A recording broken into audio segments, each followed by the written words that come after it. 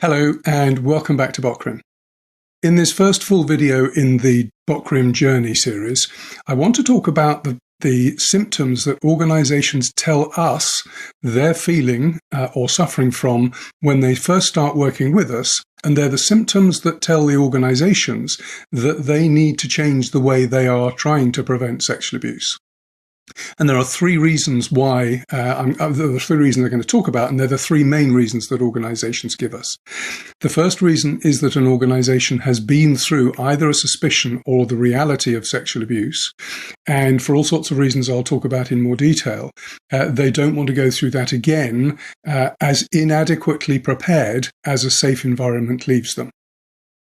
Secondly, they're finding insurance either extremely expensive or unavailable altogether. And insurance is sufficiently important that they need to rethink how they prevent sexual abuse in order to be able to either reduce the cost or even to obtain insurance. The third reason is that there comes a point when any organization realizes that it cannot carry on using what it knows to be inadequate practices. And you can't keep on seeing headlines about sexual abuse rising and somebody arrested here and somebody charged there and somebody paying a settlement there, day in, day out, as you can at the moment with the news headlines, and not realize that there's something fundamentally broken with the way we're trying to prevent sexual abuse. And even if it's not the organization itself that initially realizes it needs to change, many of its stakeholders come forward and say, so what are you guys doing to keep kids safe, given everything we keep seeing in the headlines? And that's when they realize they've really, in order to have something convincing to say at that point, they realize they can't say that they've been doing the same thing that they've always been doing, because that's what's patently not working. So they have to figure out, we have to say something, or they figure out, that they have to say something else. So that's briefly the 2-minute version of this. It's that an organization has been through sexual abuse, it's insurance related, or they just realize that they are no longer convinced and they cannot convince their stakeholders that they're doing everything they can to prevent sexual abuse. If you want to carry on watching to get all the details, carry on, or you can move on to the next video. Thank you. There are 3 symptoms I'm going to talk about. The first is that an organization has been through the experience of having to deal with either an allegation or the reality of sexual abuse. The point here is that once you've been through that process, organizations tell us, they are so acutely aware of the shortcomings of the traditional safe environment approach that they know they've got absolutely no choice, if they want to survive, to take on a new approach, and that it has to be risk management best practice. They know they have no choice but to go straight to risk management best practice. And the reason for that is just how difficult it is to deal with sexual abuse. Most organizations, fortunately, don't have to deal with it. It's still relatively rare. Too many organizations do have to deal with it, but not. Fortunately, most don't. So the situation with sexual abuse having to deal with it is, first of all, the disruption that it causes. It's likely that over the course of discovering that sexual abuse may have or has actually happened, a police investigation will start, and that could last 2 years, creating quite a significant amount of turmoil in the operations of an organization and the lives of the people working for the organization. And there's always the concern at the end of the 2 years, or at the end of the investigation at least, however long that lasts, that even individuals within the organization who failed to prevent sexual abuse, if their behavior is sufficiently egregious, could themselves face jail time in addition to the perpetrator. That is vanishingly rare, but it's still a concern if you're one of those people that is alleged not to have done enough to protect children. So that's the disruption element. And the disruption element doesn't end when the criminal case ends, because there's then potentially up to 5 years of civil action, quite likely on top of that, where plaintiffs' attorneys are going to be looking for evidence, and because this is how they get the best result for their victim, for their customer, they're looking to prove that the people that were supposed to look after children were lazy, stupid, incompetent, uncaring, and negligent. Negligent being the key one for them, and because what they're looking to do is to convince a jury that all of these things happened, and that's why the child was abused, not because there was a perpetrator who was particularly devious. It was the negligence of the organisation and the people working for it. And that's deeply unpleasant too. It's not only creates turmoil while people are having to deal with that, but also it's completely trashing a reputation, individual reputations and organisation reputations. So we've got disruption risk, we've got reputation risk. That then moves us into legal risk. If this goes to court, and even if it goes to a settlement, the reason it'll go to a settlement is because when a plaintiff's attorney is looking to say, well, okay, so what did you do to protect these children from sexual abuse? And all you can do is turn around and say, well, we did the criminal background checks of the Safe Environment Programme, we did the training, and we had these policies and procedures in place. And the plaintiff's attorney is going to say, well, that's very nice. What about this? And this, and this, and this, and this. And they're going to keep listing so many different things. We think there's probably 30 or 40 things that they can list that you might be able to do, depending on context, to protect minors and vulnerable adults from sexual abuse. And they're going to keep talking about all these different things that you could have done, all of which, if it ever gets to a jury, the jury is going to have to listen to days of all the things you didn't do, because the legal requirement wasn't there for you to do it, or the traditional approach didn't have you doing it. But it means it gives you no legal defence whatsoever against allegations of negligence, because all the things you didn't do are all forms of negligence. And so you've got the legal risk as well. All of that turns into a very significant financial risk. In the short term, there's obviously the cost of defending the allegations and then settling or paying whatever award is made against you. So and those are not insignificant. They should be covered by insurance if you have it. The big question, though, is that as these settlement values rise, and insurers become less and less willing to insure sexual abuse, which is what's happening, the ability to buy limits that cover the potential scale of these settlements or jury awards is becoming quite questionable. And in fact, certainly the largest award we've just heard about, which was $485 million for an individual victim, that just isn't insurable anymore, not even close. So there's the disruption, the reputation, the legal, and now the financial risks that you face. The last financial element, though, shouldn't be underestimated, because by the time you've been through all four of those in the short term, or short to medium term, the reputation harm doesn't stop. The financial harm hit that you've taken doesn't stop. And it's not just because your expenses or costs have gone up. It's likely that because of the reputation damage you've suffered, your revenues have gone down. And so now you've got a problem of how do you fulfill even your relatively modest ambitions? How do you fulfill your mission? That's become a question for many organizations.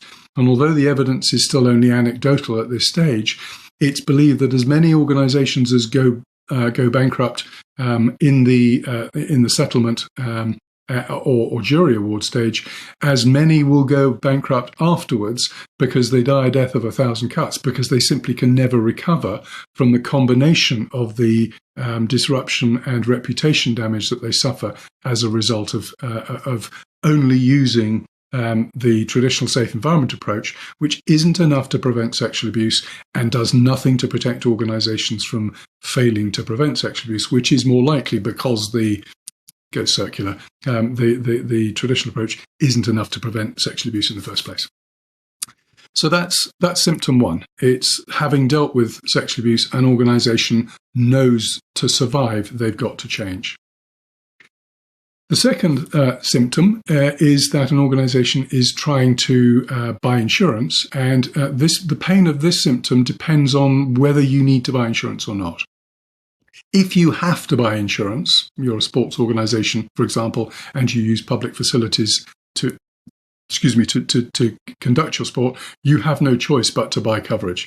And you therefore have to pay whatever the market rate is to get the coverage, assuming you can find it. If you can't, you may have to buy it, but if you can't find it, you're going to have to stop doing what you're doing.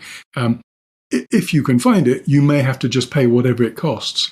And the minimum premium, for example, for a small sports club in London now is of the order of magnitude of sort of $5,000, where maybe 5 years ago, 10 years ago, sexual abuse would have been included in the CGL policy for maybe $500, and that would have covered both CGL and the sexual abuse. So we're talking about a very different environment for sexual abuse insurance.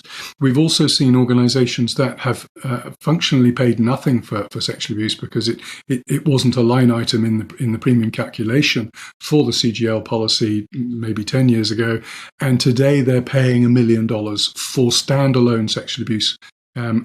Without the CGL. That may also have gone up for other reasons, but the sexual abuse has gone from effectively nothing to over $1 million.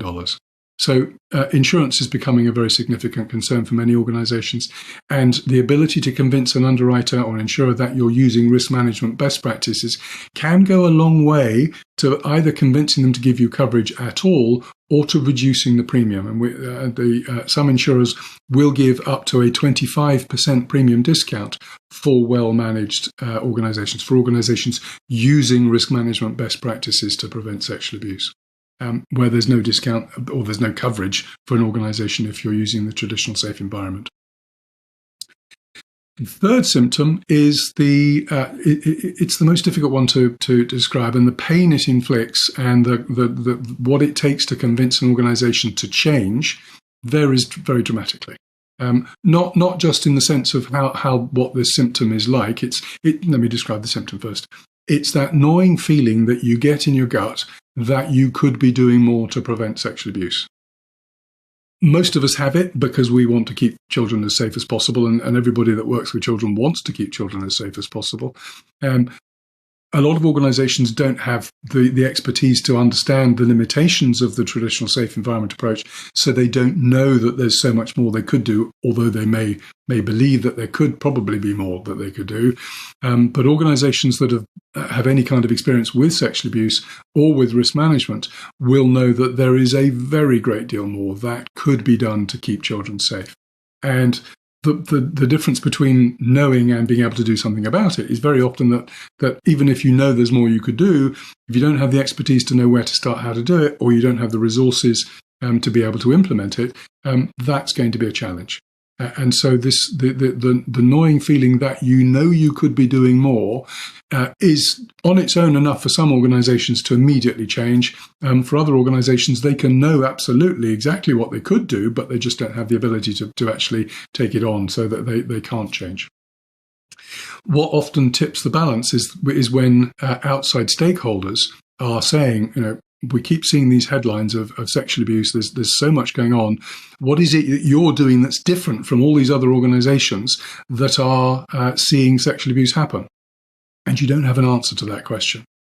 You know in your gut that you could probably be doing more, and you can tell from the look in the eye of the stakeholder you're talking to, they know you could probably be doing more as well. And to say we're not doing anything different isn't convincing. A way of saying we really care about the safety of minors and vulnerable adults in our care. And so increasingly organisations are having to explain to stakeholders that not only that they take child protection very seriously, but showing that they take child protection very seriously by using risk management best practices. And in the next video, I'm going to talk about just how big a difference there is between the traditional safe environment approach and risk management best practices. And you'll see why it is that you simply can't really make any claims to take. I've got to be careful with this because so many people just don't realise how deficient the safe environment is. But it's very difficult to sustain any kind of argument that using the traditional safe environment is a convincing way of explaining to anybody that you are taking child protection really seriously when you see the difference between it and risk management best practices. Now, most people don't know the extent of the difference. But once you've seen the extent of the difference, you can't forget it. You can't ignore it. And this becomes so inadequate. And those that have had to deal with it out in the wild understand how inadequate it is. And that's why they move across to risk management as quickly as they can, assuming they're still able to do so. So those are the three main symptoms. I just finish on one last point, and that is that sexual abuse by adults of children has doubled in the last 10 years. Sexual abuse by children on other children has increased 5 times. And the consequences of failing to prevent sexual abuse are rising exponentially right now. So for all that the initial risks that I was talking about are becoming much more significant, and that insurance is getting more difficult to buy and more expensive, and that gnawing feeling is becoming something that organizations feel more and more, that's only going to get worse. So it's only a matter of time before one or more of these symptoms impact you, and you will want to think about, okay, so what am I going to do to prevent sexual abuse effectively and protect myself and my organization from the consequences of not being able to prevent sexual abuse, on the basis that no prevention system is foolproof. Can't be. Such a thing doesn't exist. If you've got any questions about anything I've said, if you've got any questions about how you're currently managing sexual abuse risk, or you'd like a demonstration of the system, please use the Book a Zoom button on the right of the screen and set up a conversation with me. I'd love to meet and hope that we do meet at some point in the near future. I hope this has been helpful and thank you.